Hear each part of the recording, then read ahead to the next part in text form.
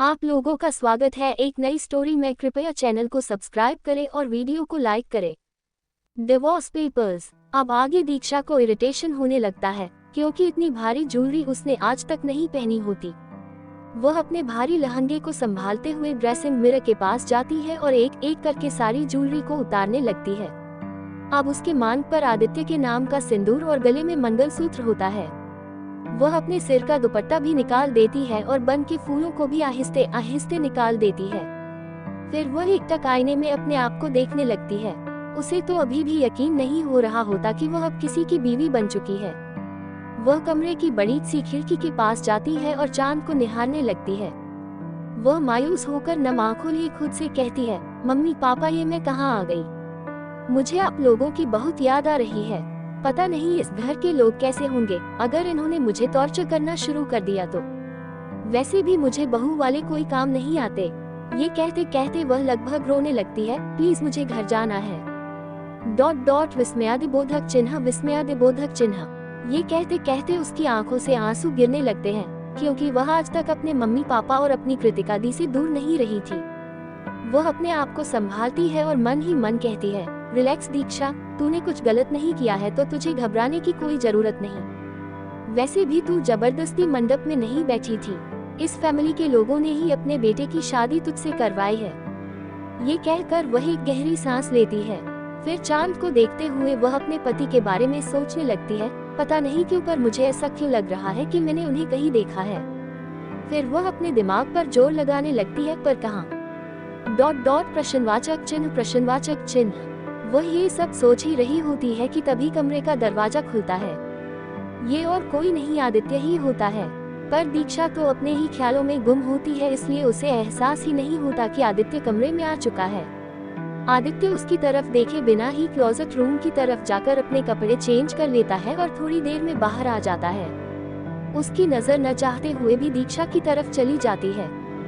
दीक्षा की गोरी पीठ बैकलेस चोली में से अच्छी तरह नजर आ रही थी। उसका रंग चांद की रोशनी पड़ने से और निखर रहा था। आदित्य उसकी तरफ बढ़ने लगता है। दीक्षा को कदमों की आहट होती है तो वह पीछे मुड़कर देखती है और सामने देखकर उसकी तो आंखें ही लगभग बाहर आ जाती है। दीक्षा का मन कर रहा था कि वह बहुत जोर से चिल्लाए, पर वह खुद को रोक लेती है। अब उसे पता चल जाता है कि उसे आदित्य क्यों देखा सा लग रहा था। आदित्य को एक नजर देखकर दीक्षा को चक्कर आने लगता है, पर वह खुद को संभाल लेती है।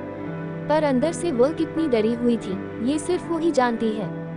आदित्य एक नजर अपने एक्सप्रेशनलेस चेहरे के साथ दीक्षा की तरफ देखता है।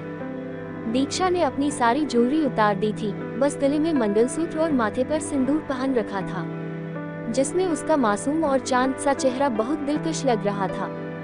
उसके इस मासूम चेहरे में कहीं न कहीं डर के भाव थे। आदित्य समझ पा रहा था कि यह डर किस लिए है। वह सोफे पर बैठ जाता है, फिर दीक्षा की तरफ देखकर उसे अपने पास आने का इशारा करता है। वह मन ही मन अपने भगवान को याद करती है, हे भगवान प्लीज मेरी रक्षा करें, पता नहीं ये मेरे साथ क्या करने वाले हैं। दीक्षा डरी सहमी सी आदित्य के पास जाती है और उसके बगल में बैठ जाती है।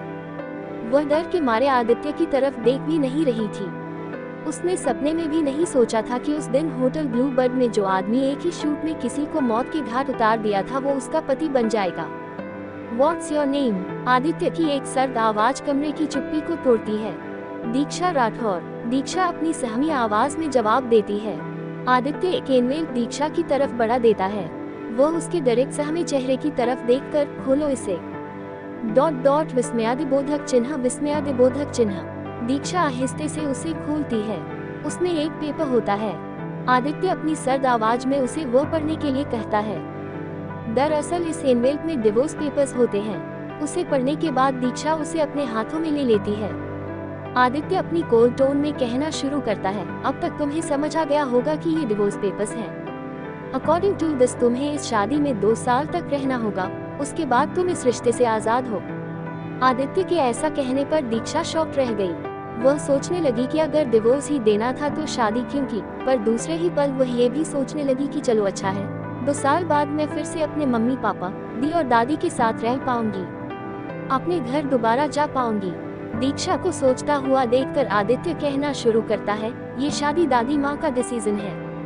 मेरी इस शादी में कोई इंटरेस्ट नहीं है, इसलिए तुम्हें मेरी वाइफ बनने की कोई जरूरत नहीं। हम सिर्फ दुनिया के सामने पति पत्नी हैं, पर घर के अंदर हमारा कोई रिश्ता नहीं है। इन पेपर्स पर साइन कर दो। डिवोर्स के बदले में तुम्हें जितने पैसे, जितनी प्रॉपर्टी चाहिए, तुम्हें वो सब मिल जाएंगे। पर ध्यान रहे, इस डिवोर्स के बारे में दादी माँ या घर के किसी भी मेंबर को कानो कान खबर नहीं होनी चाहिए। फिर दीक्षा की तरफ एक डेविल लुक देकर, वरना तुम अच्छी तरह जानती हो कि मैं क्या कर सकता हूँ। आदित्य का इतना कहना था कि दीक्षा को होटल ब्लू बर्ड का वह नजारा याद आने लगता है जहां गलती से उसने आदित्य का डेविल रूप देख लिया था। वह एक बार फिर से कांप जाती है। वह अपने डरे सहमे चेहरे के साथ हाँ में सिर हिलाती है। फिर डिवोर्स पेपर्स पर साइन कर देती है और उसे आदित्य की तरफ बढ़ाते हुए कहती है, मुझे कुछ नहीं चाहिए। आदित्य दीक्षा के मासूम चेहरे की तरफ देखने लगता है। उसे उम्मीद नहीं थी कि वह इतनी आसानी से इन पेपर्स पर साइन कर देगी और उसे दीक्षा से ऐसे जवाब की भी बिल्कुल उम्मीद नहीं थी। वह अपनी नजरें नीचे किए हुए कहती है, मुझे वॉशरूम जाना है। ये कहकर वह अपने भारी लहंगे को संभालते हुए वॉशरूम की तरफ जाने लगती है। आदित्य तो बस उसे देखता ही रह जाता है। आदित्य एक गहरी सांस लेता है और मन ही मन कहता है, क्या कहा इस लड़की ने, उसे कुछ नहीं चाहिए। क्या ये पागल है या इसे ये नहीं पता कि मैं कौन हूँ। वह ये सब सोच ही रहा होता है कि दीक्षा बाथरूम से बाहर निकलने के लिए जैसे ही होती है, उसका लहंगा दरवाजे में फंस जाता है। वह उसे निकालने की बहुत कोशिश करती है, पर वह नाकाम रहती है। लहंगे को देखकर दीक्षा मन ही मन कहती है, क्या आफत है ये। ... एक्सक्लेमेशन मार्क। आदित्य दीक्षा को स्ट्रगल करते हुए देख रहा था। वह आहिस्ते से सोफे पर से उठकर बाथरूम की तरफ जाने लगा और उसने एक झटके में उसका लहंगा दरवाजे से निकाल दिया। वह जैसे ही वहां से जाने को हुई, तभी उसने दीवार में कुछ ऐसा देख लिया कि वह चिल्ला उठी और आदित्य को जोर से पकड़ लिया। आदित्य को दीक्षा से उम्मीद नहीं थी कि वह ऐसा कुछ करेगी। दीक्षा की इस हरकत पर आदित्य उसे डांट कर चुप कराते हुए कहता है, अरे चुप ... चिल्ला क्यों रही हो। इस पर दीक्षा छिपकली, वहाँ दीवार पर छिपकली है। दीक्षा अभी भी आदित्य को पकड़े हुए थी। वह दीवार की तरफ देखता है तो वहाँ सच में छिपकली होती है। दीक्षा अपनी आंखें कसकर बंद किए हुए आदित्य को पकड़े हुए थी। उसका मासूम सा चेहरा बहुत ही क्यूट नजर आ रहा होता है। आदित्य एक पल उसे देखता ही रह जाता है। उसका बहुत मन कर रहा था कि दीक्षा के चेहरे पर आ रहे बालों को पीछे करके उस चेहरे का दीदार करे, पर वह खुद को रोक लेता है। थोड़ी देर बाद दीक्षा आदित्य से अलग होती है। उसे खुद की हरकत पर शर्मा रही होती है। आदित्य बिना किसी भाव के उसके चेहरे को देखता है, फिर बेड में सोने चला जाता है। दीक्षा बुत बनकर थोड़ी देर यूं ही खड़ी रहती है, फिर बेड के दूसरे तरफ आकर बिल्कुल कोने में सिमट कर सो जाती है। वैसे तो आदित्य का बेड बहुत बड़ा था, पर दोनों बेड के किनारों में सोए हुए थे। बीच में इतनी जगह थी कि और 5 आराम से सो सकते थे। भारी लहंगे की वजह से दीक्षा को इरिटेशन होने लगा था, जिसकी वजह से उसे नींद भी नहीं आ रही थी। वह मन ही मन अपनी किस्मत को कोसते में लगी हुई थी। पूरी दुनिया में तुझे यही मिला था शादी करने के लिए, इससे अच्छा तो मैं बुआ जी के बेटे से ही शादी कर लेती। हाँ, दिखने में चंपू सा है, पर रोज रोज ऐसे डरावने नजारे देखने से तो बच जाती। हे भगवान, अब गलती से भी इनकी दादी माँ को हमारे डिवोर्स कॉन्ट्रैक्ट के बारे में पता नहीं चलनी चाहिए, नहीं तो मैं अपने मम्मी पापा से सीधा ऊपर ही मिल पाऊंगी। पता नहीं 2 साल में इन्हें कैसे झेल पाऊंगी। इन्हें आंख उठाकर देखने में ही मेरी हालत खराब हो जाती है। फिर कुछ सोचकर वह फिर से मन ही मन कहना शुरू कर देती है, चलो एक तरह से अच्छा ही हुआ कि इन्होंने खुद ही क्लियर कर दिया कि हमें पति पत्नी की तरह रहने की कोई जरूरत नहीं है।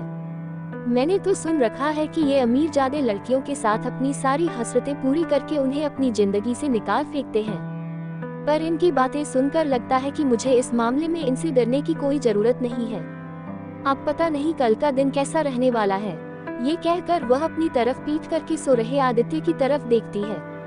आदित्य, जिसकी आंखों में नींद नहीं थी, वह दीक्षा के बारे में ही सोचे जा रहा था। जैसे ही उसे अपने ऊपर किसी की नजर महसूस होती है तो वह मुड़कर देखता है। दीक्षा झट से अपना मुंह दूसरी तरफ कर लेती है। वह खुद को डांटते हुए कहती है, ओफो ... दीक्षा क्या कर रही है। किसी को ऐसे छिप छिप कर देखना अच्छी बात नहीं है। वैसे भी अगर वह इनकी तरह डेविल हो तो बिल्कुल भी नहीं। इन्हें कब किस पर गुस्सा आ जाए यह नहीं कहा जा सकता, इसलिए तू इनसे जितना ज्यादा दूर रह सकती है दूर ही रह। ये कहकर वह चुपचाप अपनी आंखें बंद कर लेती है। थकावट की वजह से उसे 10 मिनट में ही नींद आ जाती है। नताशा जी का कमरा। तारिका जी बेड पर बैठकर किसी गहरी सोच में डूबी हुई थी। उनके सामने नताशा जी खड़ी थी।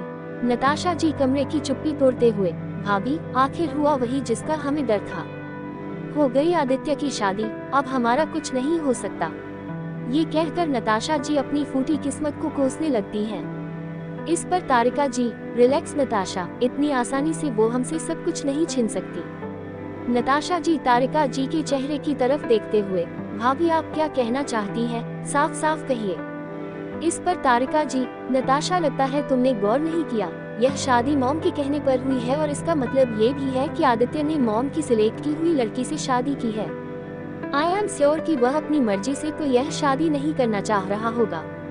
नताशा, अब हमें करना ये होगा कि उस लड़की के बारे में पता लगाना होगा, फिर उसे आदित्य की जिंदगी से निकाल फेंकने की प्लानिंग करनी होगी और अगर इससे भी बात नहीं बनी तो तारिका को अच्छी तरह पता है कि उसे क्या करना है। ये कहकर तारिका जी नताशा जी की तरफ देखकर डेविल स्माइल करने लगी। शीतल जी का कमरा। आज शीतल जी की आंखों में भी नींद नहीं थी, इसलिए नहीं कि वे किसी चिंता में थी, बल्कि इसलिए कि उन्हें एक खुशी मिल रही थी, उन्हें एक सुकून मिल रहा था।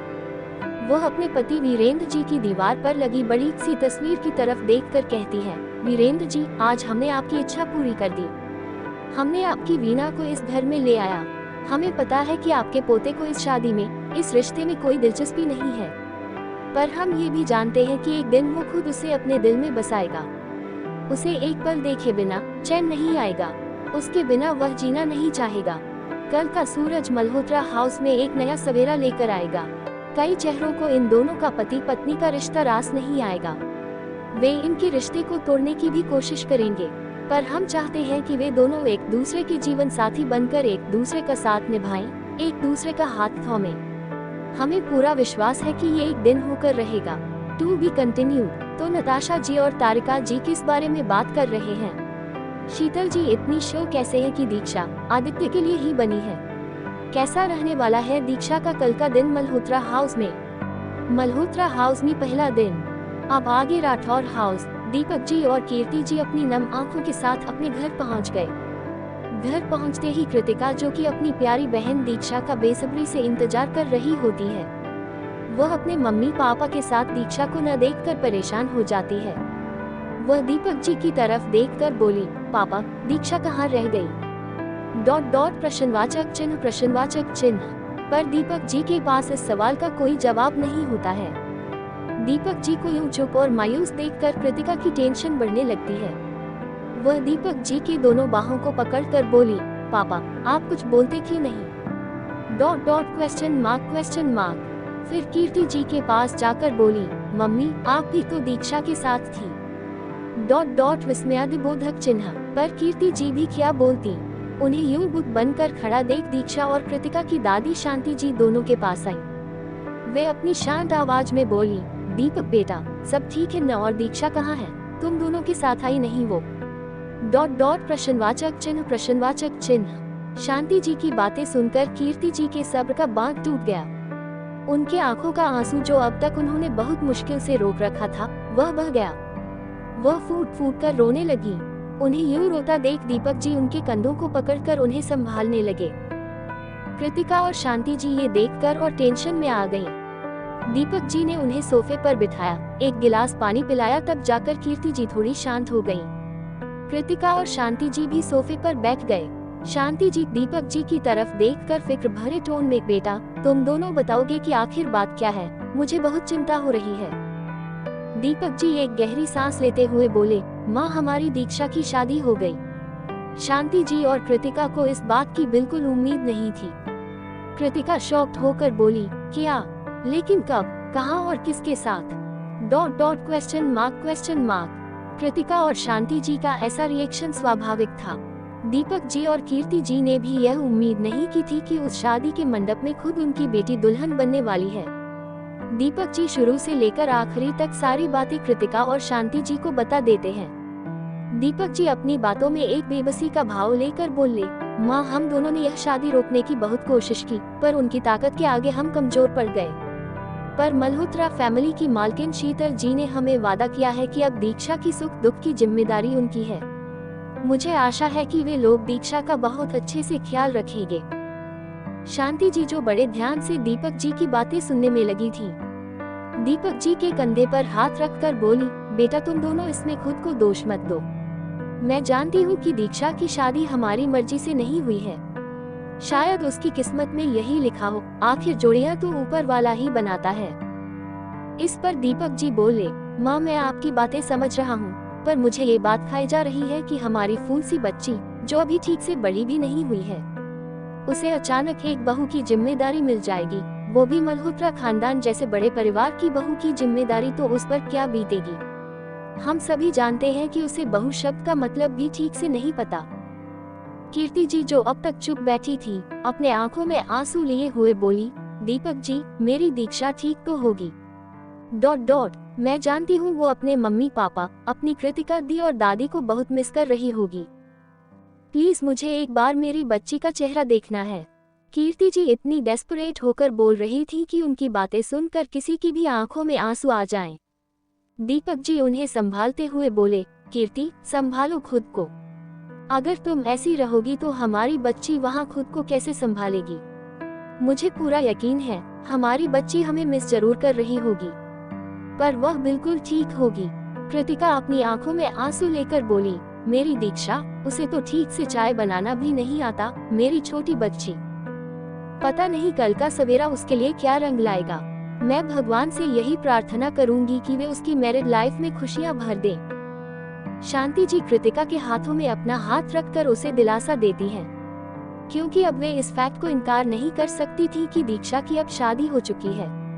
अगली सुबह मल्होत्रा हाउस, नित्या, ईशान और मोहित रेडी होकर हॉल में ही सोफे पर बैठे होते हैं। ईशान अपनी दादी माँ को कोसते हुए बोला, क्या यार, दादी माँ ने सुबह सुबह ही नींद खराब कर दी, अब तक तो भाई और भाभी भी नहीं उठे होंगे।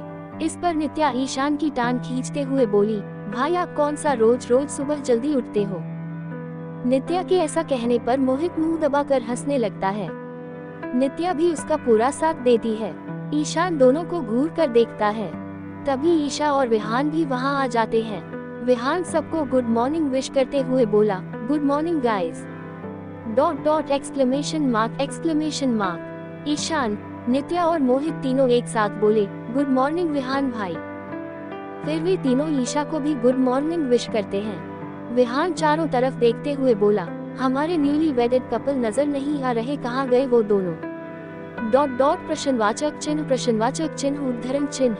इस पर ईशान बोला, भाई और भाभी अभी तक नहीं उठे हैं। मोहित, पर आदित्य भाई की तो सुबह 5 बजे उठने की आदत है न, वे खुद हमें देर से उठने पर पनिश करते हैं और आज खुद घोड़े बेचकर सो रहे हैं। ... मोहित के ऐसा कहने पर विहान अपने चेहरे पर शरारत भरी स्माइल लेकर बोला, वो इसलिए छोटे क्योंकि आज से पहले तुम्हारे भाई की वेडिंग नाइट नहीं हुई थी ना। बच्चों, वो दोनों कल रात देर से सोए होंगे, इसलिए आज आपके भाई साहब सुबह जल्दी नहीं उठ पाए। इस पर मोहित कहने लगा, अरे हाँ यार, मैं तो इसके बारे में भूल ही गया था। यह कहकर वह भी शरारत भरी स्माइल करने लगा। आदित्य का कमरा पूरी तरह शांत था। जब सूरज की रोशनी ग्लास डोर से होकर आदित्य के चेहरे को छूती है तो उसकी आंख खुलती है। अभी सुबह के 7 बज रहे होते हैं। यूजुअली उसके उठने का टाइम सुबह 5 बजे होता है, पर आज उसकी नींद ही नहीं खुली। आंख खुलते ही उसकी नजर अपनी बाहों में सुकून से सो रही मासूम दीक्षा पर जाती है। वही एकटक उसे निहारने लगता है। दरअसल कल रात को दीक्षा की नींद खुल गई थी। उसे अपने लहंगे की वजह से अपनी बॉडी में बहुत ही इरिटेशन फील हो रहा था, जिसके कारण वह बेड से उठ गई थी और अपने भारी भरकम लहंगे के साथ इधर उधर कमरे में ही टहल रही थी। आदित्य की आंखों में भी नींद का नामो निशान नहीं था। वह दीक्षा की तरफ ही देखे जा रहा था, पर दीक्षा इस बात से बेखबर थी। दीक्षा के पास कोई कपड़े भी नहीं थे कि वह उसे चेंज कर सके।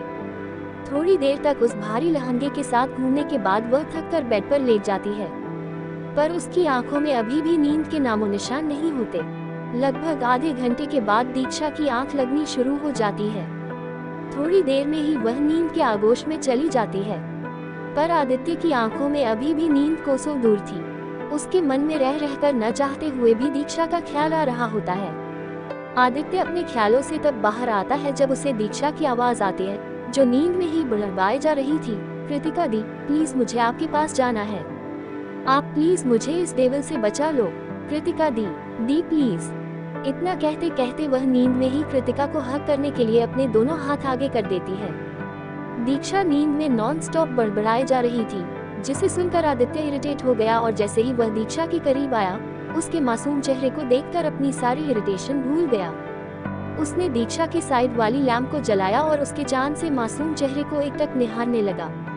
न चाहते हुए भी उसके हाथ यकायक दीक्षा के चेहरे पर चले गए। वह इतने प्यार से उसे छू रहा था कि वो कोई कांच की गुड़िया हो और उसे छूने भर से ही वह बिखर जाए।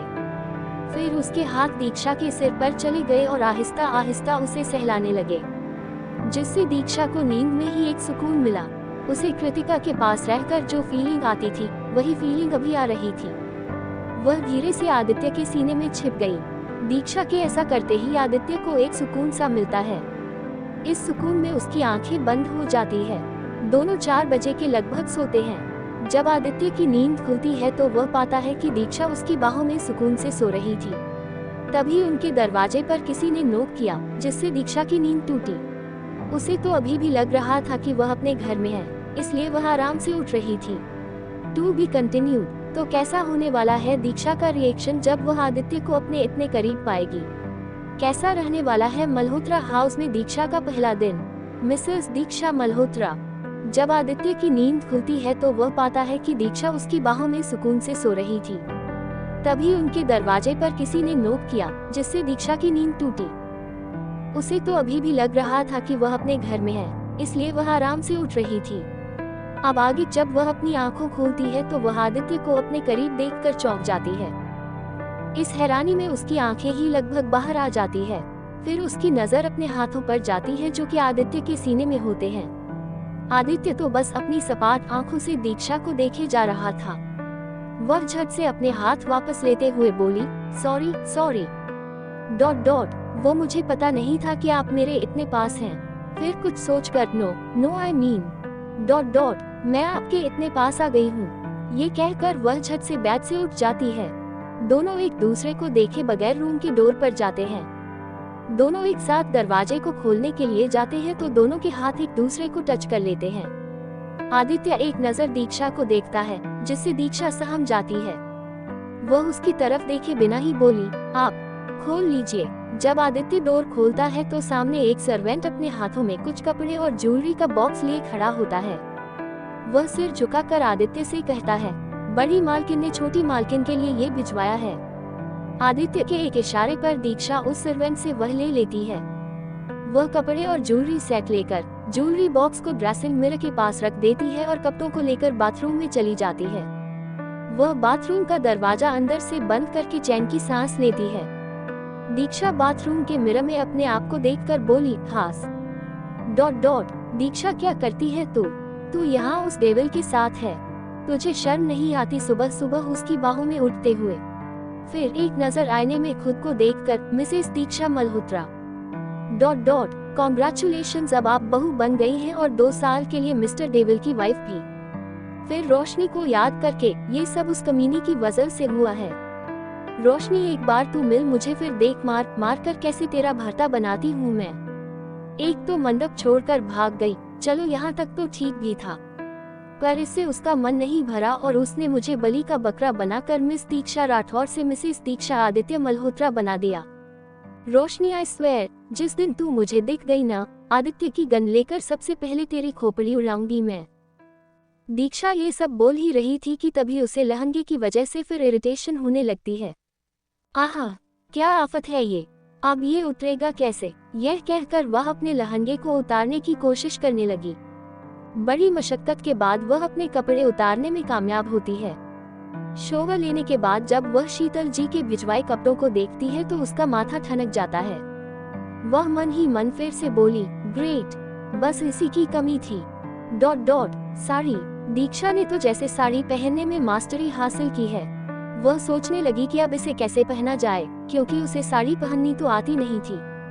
तभी उसे कुछ याद आया, अरे हाँ, मैं ये कैसे भूल सकती हूँ। उसे ध्यान आया कि वह अपना मोबाइल तो लाई ही है। वह उसमें साड़ी ट्यूटोरियल लगाकर साड़ी पहनने सीखने लगी। उसने ब्लाउज और पेटीकोट पहले ही पहन रखा था, पर ब्लाउज की डोरों को बांधने में वह कामयाब नहीं रही, इसलिए इरिटेट होकर उसने ऐसे ही उसे छोड़ दिया। थोड़ी देर तक मशक्कत करने के बाद उसने साड़ी पहन ली। फिर बाथरूम से बाहर आई तो आदित्य ऑफिस जाने के लिए बिल्कुल रेडी हो चुका था। दीक्षा ने एक नजर आदित्य की तरफ देखी। जैसे ही दोनों की नजरें टकराई, दीक्षा फटाक से दूसरी तरफ देखने लगी। वह मिरर के सामने खड़ी होकर अपने आप को ऊपर से लेकर नीचे तक देखने लगी। वह इस लाल कलर की साड़ी में बेहद खूबसूरत लग रही थी। नहाने वक्त उसने मंगलसूत्र उतार दिए थे, इसलिए वह उसे ही पहनने की कोशिश करने लगी, पर बहुत कोशिशों के बावजूद भी वह उसे लगा नहीं पाई। आदित्य बड़ी देर से उसे नोटिस कर रहा था। वह उसकी हरकतें देखकर उसके पास गया। दीक्षा इस साड़ी में बहुत सुंदर लग रही थी। आदित्य भी उसे देखने से खुद को रोक नहीं पाया।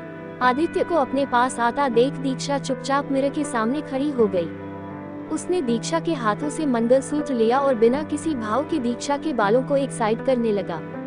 इससे आदित्य का हाथ दीक्षा की खुली पीठ पर टच हो गई। उसने हिम्मत करके आईने में आदित्य के भावहीन चेहरे को देखने लगी। उसने दीक्षा को मंगलसूत्र पहना दिया और ब्लाउज की डोरियां भी बांध दी। ये करके वह चुपचाप कमरे से बाहर आ गया। दीक्षा तो आदित्य के इस जेस्चर से हैरान ही रह गई।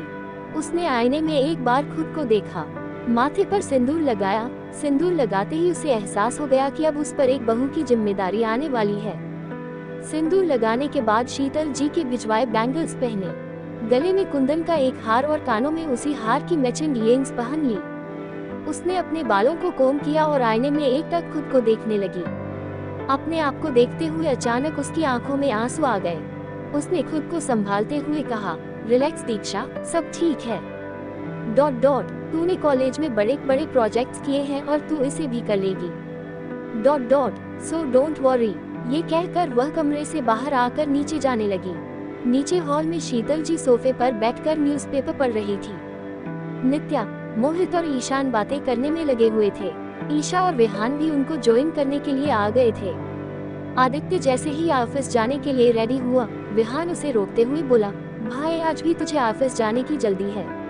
कल ही तो तेरी शादी हुई है मेरे यार। विहान के ऐसा कहने पर आदित्य उसे घूरकर देखने लगा।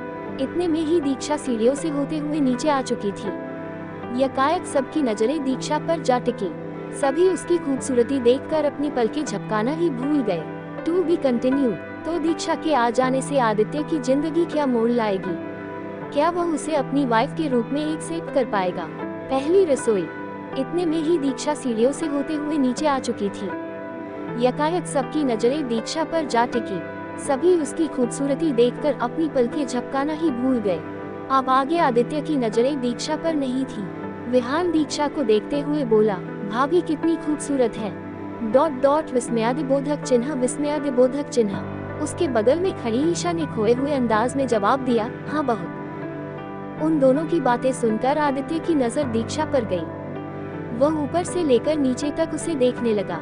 उसके खुले लंबे बाल, माथे पर सिंदूर, गले में मंगलसूत्र और कुंदन का हार, कानों में खूबसूरत इयरिंग्स और हाथों में उसकी साड़ी से मैच करता हुआ बैंगल्स। इस लाल साड़ी में वह बेहद खूबसूरत लग रही थी। सबको अपनी तरफ यूं खोया हुआ देखता देख दीक्षा को थोड़ा ऑकवर्ड लगता है। वह एक नजर अपने आप को देखने लगती है कि कहीं कोई गड़बड़ तो नहीं है। विहान की नजर दीक्षा की आंखों पर जाती है, जो कि कल रात नींद पूरी नहीं होने से थोड़ी सूजी हुई थी। फिर वह आदित्य की तरफ देखता है, उसका भी यही हाल था, क्योंकि कल रात वो दोनों सोए ही कितना था। विहान एक नजर आदित्य को देखता है, फिर दीक्षा की तरफ देखते हुए शरारती अंदाज में बोला, लगता है कल रात आप दोनों ठीक से सो नहीं पाए।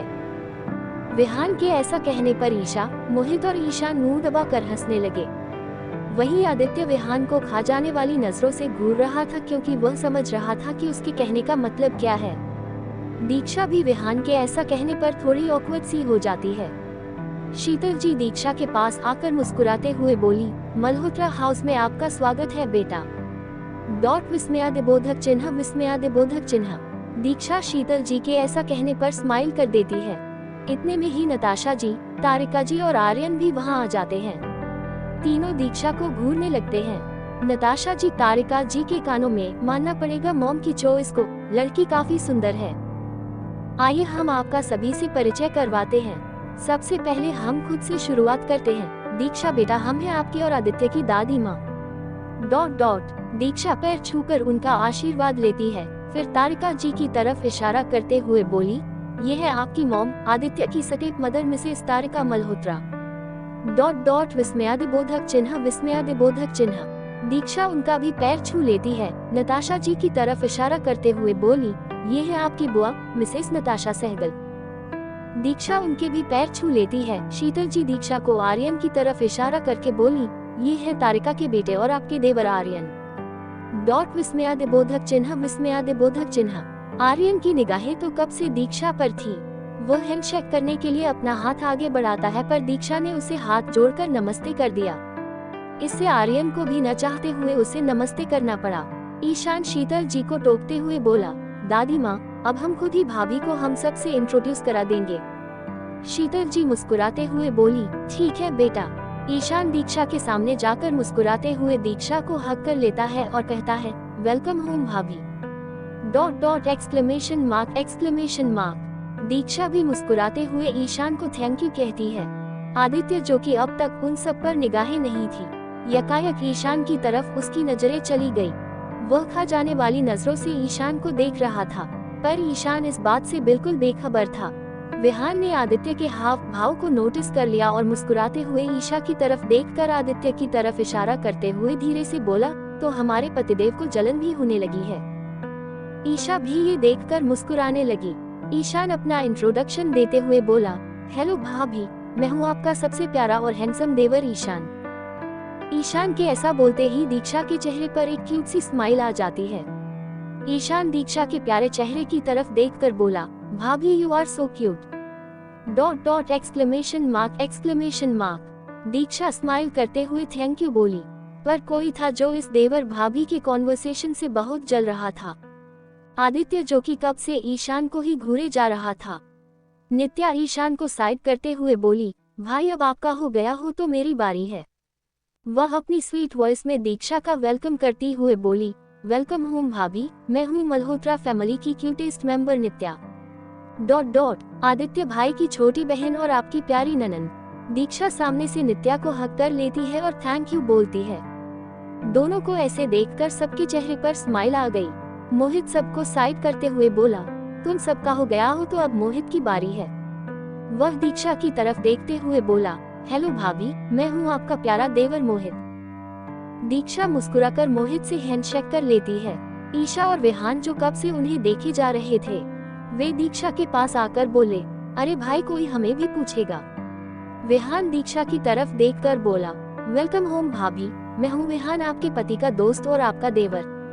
दीक्षा मुस्कुराते हुए विहान से हैंडशेक कर लेती है। ईशा अपना इंट्रोडक्शन देते हुए बोली, मैं हूँ ईशा, आपके पति की दोस्त और आपकी नंद। दीक्षा स्माइल करती है और हैंडशेक कर लेती है। अब लगभग सबका इंट्रोडक्शन हो चुका था, सिवाय वरुण जी को छोड़कर। इंट्रोडक्शन खत्म होते ही सेवेंस डाइनिंग टेबल पर ब्रेकफास्ट सर्व करने लग जाते हैं। सभी वहां अपनी अपनी चेयर पर बैठ जाते हैं। दीक्षा को समझ नहीं आ रहा होता कि वह कहां बैठे। दीक्षा को कंफ्यूज्ड देखकर शीतल जी बोली, बेटा आप वहां बैठ जाइए। शीतल जी ने यह आदित्य की बगल वाली चेयर की तरफ इशारा करते हुए कहा। दीक्षा चुपचाप वहां जाकर बैठ गई। सभी ब्रेकफास्ट करने लगे।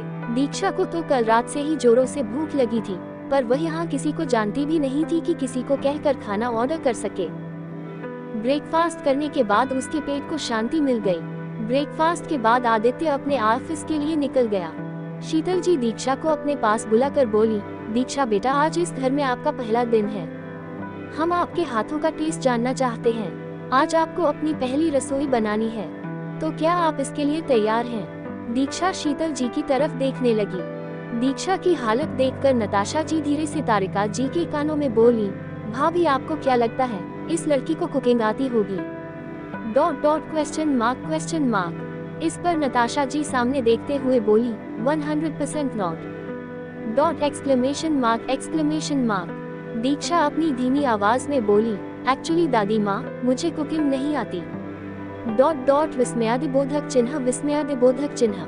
ये कहकर वह अपना सिर झुका लेती है, जैसे कि अभी अभी उसने कोई बड़ी गलती कर दी हो। ये देखकर शीतल जी के चेहरे पर एक स्माइल आ जाती है। वह दीक्षा के सिर पर प्यार से हाथ फेरते हुए बोली, रिलैक्स बेटा, आप यूं मायूस मत होइए। ईशान, नित्या, मोहित, विहान और ईशा भी दीक्षा और शीतल जी की बातें सुनने में लगे थे। विहान की तरफ देखते हुए बोला, रिलैक्स भाभी, आपको कुकिंग नहीं आती तो क्या हुआ, हम सब हैं ना आपकी हेल्प करने के लिए, क्यों guys? Exclamation mark quote. Ishaan चहकते हुए बोला, हाँ बिल्कुल भाई। उन सबको देखकर दीक्षा के मायूस चेहरे पर एक स्माइल आ गई। शीतल जी दीक्षा की तरफ देखते हुए बोली, लीजिए बेटा, अब आपकी प्रॉब्लम सॉल्व हो गई। अब आप जाए और अपनी पहली रसोई की तैयारी कीजिए। दीक्षा हाँ में सिर हिलाती है और नित्या उसे किचन की तरफ ले जाती है। बाकी सब भी उनके पीछे पीछे जाने लगते हैं। किचन में जाकर विहान बोला, तो बताए भाभी आप कौन सी डिश बनाना पसंद करेगी? प्रश्नवाचक चिन्ह। दीक्षा के जवाब देने से पहले ही मोहित बीच में बोल पड़ा, ओफो भाई, भाभी ने कहा न कि उन्हें कुकिंग नहीं आती, तो उन्हें डिशेस के बारे में कैसे पता होगा? विस्मयादिबोधक चिन्ह। विहान, हम, चिंता की कोई बात नहीं, मैं हूँ न। मैं इनके सामने ऑप्शंस रख देता हूँ। यह कहकर वह दीक्षा को ऑप्शंस गिनाते हुए बोला, खीर, गुलाब जामुन, रसगुल्ला, बेसन लड्डू, रसमलाई, कलाकंद, जलेबी, सूजी हलवा। विहान आगे भी बोलने वाला था पर ईशान उसे टोकते हुए बोला, विहान भाई, रेस्टोरेंट नहीं खोलनी, बस पहली रसोई बनानी, ओके? ईशान के ऐसा कहते ही सब खिलखिलाकर हंस पड़ते हैं। विहान का मुंह बन जाता है। वह दीक्षा की तरफ देखकर बच्चों की तरह कहता है, भाभी मैं तो आपको ऑप्शंस दे रहा था।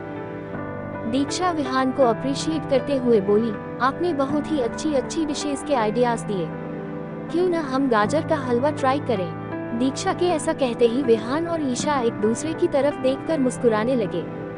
विहान स्माइल करते हुए दीक्षा की तरफ देखकर बोला, गाजर का हलवा। अरे वाह भाभी, आप एक ही दिन में आदित्य को कितना समझ गई हैं। गाजर का हलवा आपके पतिदेव का फेवरेट है। ये सुनकर दीक्षा एक हल्की सी स्माइल कर देती है, क्योंकि उसे बस आदित्य के बारे में इतना पता था कि जो उसकी बात नहीं मानता वह उसे ऊपर पहुंचा देता है। दीक्षा, पर मुझे बिल्कुल भी आइडिया नहीं है कि गाजर का हलवा कैसे बनता है। प्रश्नवाचक चिन्ह। इस पर ईशा बोली, रिलैक्स भाभी, हम सब और गूगल है न, आप टेंशन मत लीजिए। ये कहकर ईशा अपना फोन निकाल कर गाजर के हलवे की रेसिपी सर्च करके उसके एक इंग्रेडिएंट का नाम बताने लगती है। सभी दीक्षा की हेल्प करते हुए वो सारे इंग्रेडिएंट्स निकालने लगते हैं। विहान शक्कर की जगह गलती से नमक निकाल देता है। ये देखकर सबकी हंसी छूट जाती है। सबको अपने ऊपर यूं हंसता देख विहान सवालिया नजरों से देखते हुए बोला, क्या हुआ, तुम सब हंस क्यों रहे हो? प्रश्नवाचक चिन्ह। मैंने कुछ गड़बड़ कर दिया क्या? इस पर मोहित विहान को टीज करते हुए बोला, क्या विहान भाई आप भी? बड़े आए थे भाभी की हेल्प करने वाले, पहले ये तो देख लेते कि नमक और शक्कर में डिफरेंस क्या है। मोहित मुंह दबाकर हंसते हुए, आपने शक्कर की जगह नमक निकाल रखा है। उद्धरण चिन्ह। विहान अपना पोपट होता देख बोला, कोई बात नहीं, बड़े लोगों से ऐसी छोटी छोटी गलतियां होती रहती हैं। एक बार फिर सभी विहान पर हंस देते हैं। मोहित एक जग में दूध निकाल कर रख देता है। ईशा मोहित को घूर कर देखती है। ये देखकर मोहित सवालिया नजरों से ईशा को देखते हुए बोला, क्या हुआ दी, आप मुझे ऐसे क्यों घूर रही हैं? प्रश्नवाचक चिन्ह। ईशा, मोहित, मेरे लिटिल बॉय, पहले ये तो चेक कर लो कि आपने जग में जो निकाला है वो दूध है भी या नहीं। प्रश्नवाचक चिन्ह। मोहित जग को दोबारा चेक करता है। वह दूध की जगह गलती से लीची जूस निकाल दिया होता है। अब विहान को बदला लेने का मौका मिल गया था। वह मोहित की तरफ देखकर बोला, तो मेरे छोटे भाई, अब तुझे क्या कहना है? ऐसे बनेगा तू इंडिया का बेस्ट शेफ। इस पर मोहित अपनी सफाई देते हुए बोला, सारी गलती उस मेड की है, आखिर क्या जरूरत थी लीची जूस और दूध को एक ही जगह रखने की। इस तरह मस्ती मजाक करते हुए वे किचन में दीक्षा की हेल्प करने लगे। शीतल जी जो चुपके से किचन के दरवाजे से किचन का नजारा देख रही थी और मन ही मन मुस्कुरा रही थी। उन्होंने अपने फोन से किचन के अंदर हंसते मुस्कुराते चेहरों का एक फोटो क्लिक कर लेती हैं। वह मन ही मन बोली, दीक्षा बेटा, आपके आ जाने से इस घर में पहले की तरह कितनी रौनक आ गई है। फिर कुछ याद करते हुए बोली, हम जानते थे कि आपको इस घर की बहू बनाने का हमारा यह निर्णय सही साबित होगा। ईशान ने भी किचन की एक वीडियो बना ली। ईशा के इंस्ट्रक्शंस पर दीक्षा एक एक करके सारे इंग्रेडिएंट्स डालने लगी। आधे घंटे बाद गाजर का हलवा बनकर तैयार हो गया, पर अब दीक्षा को नर्वसनेस होने लगी क्योंकि आज उसने पहली बार अपने हाथों से कुछ बनाया था। पर ये अच्छा बना है या नहीं, उसे इस बात की टेंशन होने लगी। नित्या दीक्षा की चिंता दूर करते हुए बोली, रिलैक्स भाभी। ... हलवे से बहुत अच्छी खुशबू आ रही है। ये सुनकर दीक्षा को थोड़ी राहत मिलती है। शीतल जी, तारिका जी और नताशा जी डाइनिंग टेबल पर बैठकर दीक्षा की पहली रसोई का वेट कर रहे होते हैं। विहान और बाकी सब भी डाइनिंग टेबल पर बैठ जाते हैं। शीतल जी के कहने पर दीक्षा कांच की कटोरियों में सबको गाजर का हलवा सर्व कर देती है। इसके साथ ही उसकी नर्वसनेस और टेंशन बढ़ने लगी। शीतल जी ने एक निवाला खाया और दीक्षा की तरफ देखने लगी। उनका सीरियस फेस देखकर दीक्षा की घबराहट बढ़ गई। इसके साथ ही विहान और बाकी सबों की भी टेंशन बढ़ गई। विहान खुद को कोसने लगा कि कहीं उसने फिर से तो शक्कर की जगह नमक नहीं निकाल दिया।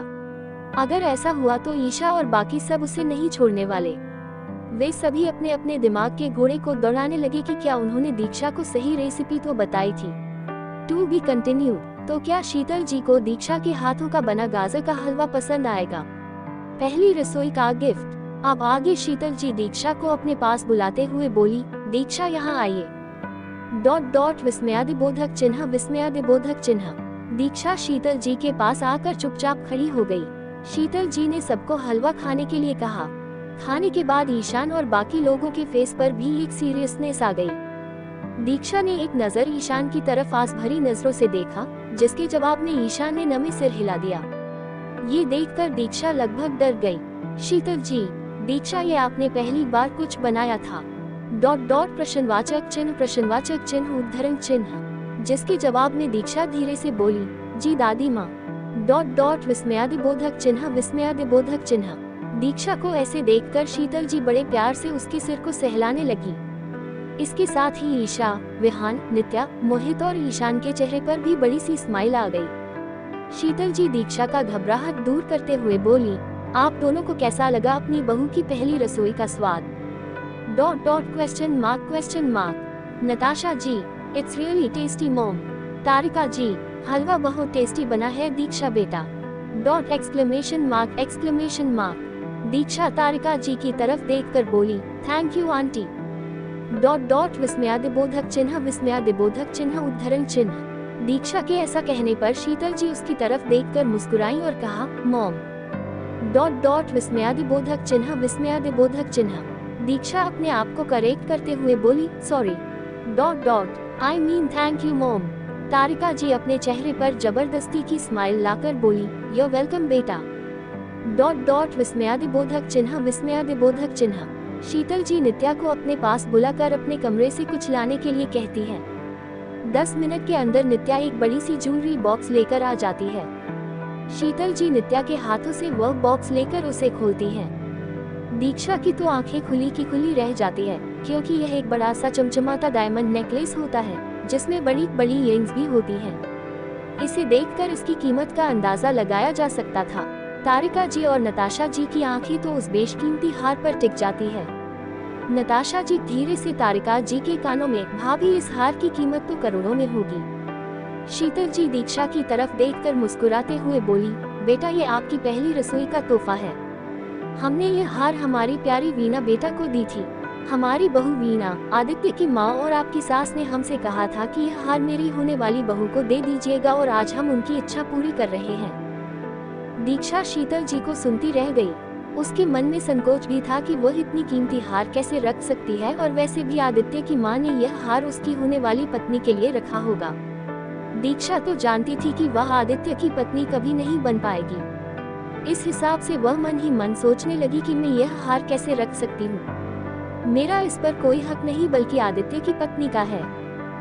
दीक्षा को यूं सोच में गुम देखकर शीतल जी बोली, दीक्षा बेटा आप कहाँ खो गई? ... प्रश्नवाचक चिन्ह। क्या आपको ये हार पसंद नहीं आया? इस पर दीक्षा शीतल जी की बात काटते हुए बोली, अरे नहीं दादी माँ, ये आप कैसी बातें कर रही हैं? ... ये हार बहुत ज्यादा सुंदर है। सच कहूँ तो इतना खूबसूरत हार मैंने आज तक नहीं देखा, क्योंकि यह एक माँ का तोहफा है, इसलिए मुझे नहीं लगता कि इतनी खूबसूरत चीज दुनिया में और कोई हो सकती है। विस्मयादिबोधक चिन्ह विस्मयादिबोधक चिन्ह। दीक्षा की बातों ने शीतल जी का दिल जीत लिया।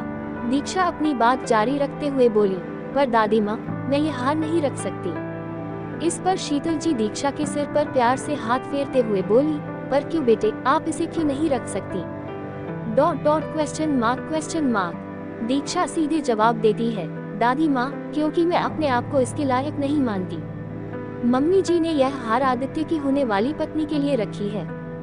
दादी माँ, सच कहूँ तो मुझे ऐसा लगता है कि न तो मैं मम्मी जी की चॉइस हूँ और न ही आदित्य की, तो मुझे नहीं लगता कि मैं इस हार के काबिल हूँ। विस्मयादिबोधक चिन्ह। दीक्षा का जवाब सुनकर शीतल जी ने जवाब दिया, बेटा, किसने कहा कि आप इस हार के लायक नहीं हैं? हमें पूरा विश्वास है कि हमने इस हार को सही हाथों में सौंपा है। शीतल जी का जवाब सुनकर दीक्षा को कुछ कहते नहीं बनता और उसे वह बेशकीमती हार रखना पड़ता है। ईशान दीक्षा की तरफ देखते हुए बोला, भाभी, दादी माँ इतने प्यार से ये गिफ्ट आपको दे रही है, इसलिए आपको खुशी खुशी एक्सेप्ट करनी चाहिए। आप इतनी लकी हो कि आपको गिफ्ट में इतने खूबसूरत नेकलेसेस मिल रहे हैं, वरना मुझ जैसों को तो हमेशा डांट ही मिलती है। ये कहकर वह बच्चों जैसी शक्ल बनाकर दादी माँ की तरफ देखने लगा। सभी ईशान की बातें सुनकर हंस पड़ते हैं। शीतल जी तारिका जी और नताशा जी की तरफ देखने लगती हैं। उन्हें अपनी तरफ यूं देखता देख तारिका जी धीरे से नताशा जी के कानों में बोली, नताशा, मॉम हमारी तरफ ऐसे क्यों देख रही हैं? प्रश्नवाचक चिन्ह। नताशा जी धीरे से, मुझे क्या पता भाभी। विस्मयादिबोधक चिन्ह। शीतल जी नताशा जी और तारिका जी की तरफ देखते हुए, हमने तो अपना काम कर दिया, अब आप दोनों की बारी है। दोनों अच्छी तरह समझ गए थे कि शीतल जी क्या कहना चाहती हैं, इसलिए भोलेपन का नाटक न करते हुए दोनों मजबूर होकर अपने अपने कमरे की तरफ जाने लगे। उन दोनों के फेस एक्सप्रेशन देखकर ईशा और विहान को हंसी आ गई। विहान ईशा की तरफ देखते हुए बोला, भाभी की पहली रसोई इन दोनों पर भारी पड़ने वाली है। विस्मयादिबोधक चिन्ह उद्धरण चिन्ह। ये सुनकर ईशा भी स्माइल कर देती है।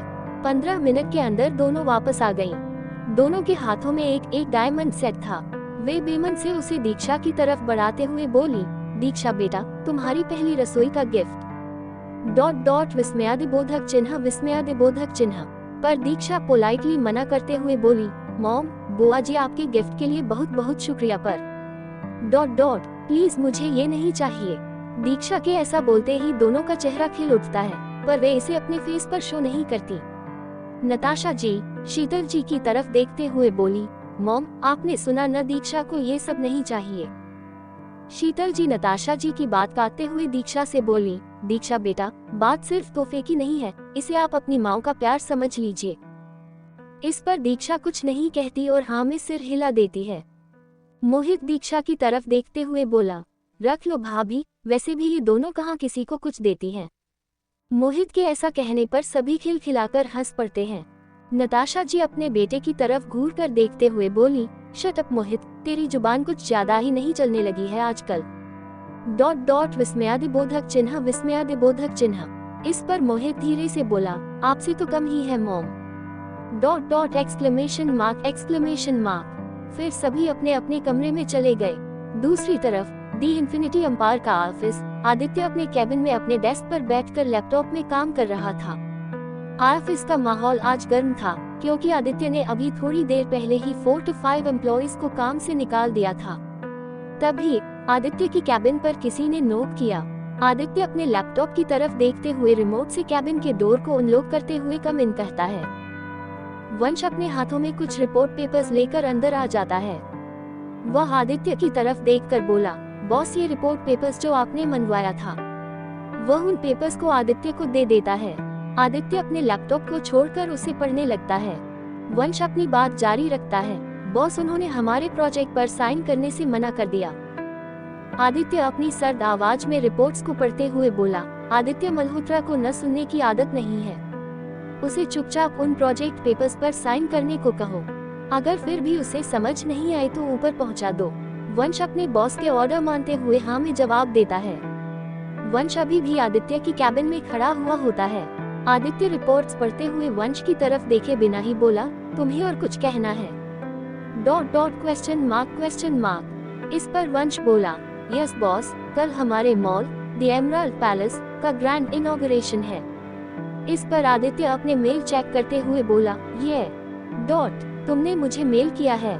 आदित्य अपने डेस्क से उठकर ग्लास विंडो की तरफ जाता है और बाहर आसमान की तरफ देखते हुए बोला, सारी तैयारियां हो गई है। डॉट डॉट प्रश्नवाचक चिन्ह। वंश, यस बॉस, आपने जैसा इंस्ट्रक्ट किया था मैंने बिल्कुल वैसा ही किया है। आदित्य अपनी कोल्ड टोन में बोला, गुड, कल के फंक्शन में मैं कोई गड़बड़ी नहीं चाहता। अगर कोई होशियारी दिखाने की कोशिश करे तो उसे बदतर मौत मिलनी चाहिए। Quote, Vansh, yes boss. Aditya, now you can go. Dot विस्मयादिबोधक चिन्ह। वंश आदित्य का ऑर्डर फॉलो करते हुए कैबिन से बाहर आ जाता है। आदित्य अपने कैबिन के सोफे पर आराम से बैठ जाता है। अपना मोबाइल निकालकर उसे स्क्रॉल करते हुए अपने मेल को चेक करने के लिए ऐप को जैसे ही क्लिक करता है, गलती से उसका हाथ सोशल मीडिया वाले ऐप पर क्लिक हो जाती है। वह जैसे ही उसे हटाकर अपने मेल्स पर फोकस करने वाला होता है, उसका ध्यान ईशान, मोहित, विहान, ईशा और नित्या की स्टोरीज पर जाती है, जो कि अप्रोक्सीमेटली सेम ही नजर आ रही होती है। उन सब में कॉमन था तो दीक्षा का फेस।